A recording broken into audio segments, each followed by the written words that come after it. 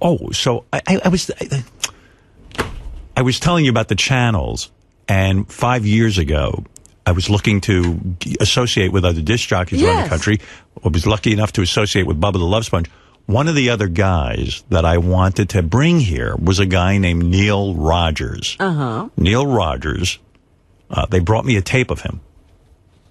He was a disc jockey, not a disc jockey, a personality in Miami. I believe he was gay, but he was a political commentary kind of guy. You know, he was nuts. He would scream out crap and say stuff, and they began to play tapes for me 5 years ago, and I enjoyed them. I said, let me see if we can't bring this guy to the channels. Well, of course, you know, we had no money to bring him to the channels. The guy was making decent... Come on, please. Excuse me. This guy was making pretty good money in Miami. He was very popular down there. So I said to him, could we take your Miami show and play it here on Howard 100? I think my audience would dig you. And he was open to it.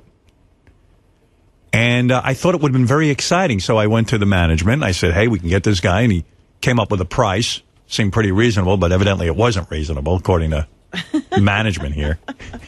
So as a result, I never got to bring him to you on our airwaves. I think he would have been a good fit.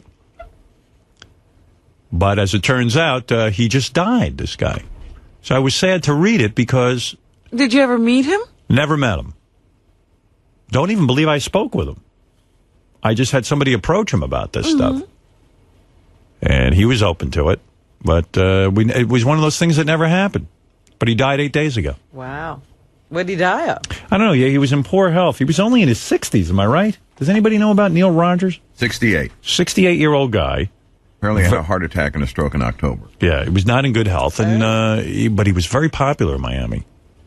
And I thought it would have been kind of neat to bring him to the rest of the country, you know, since we had a national forum. I mean, at that time, who knows how many people we had, but now it's really growing into something. He was living in Toronto.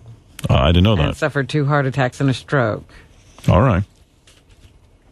So anyway, sorry to hear about him, and I'm sorry I never got to bring him to you guys.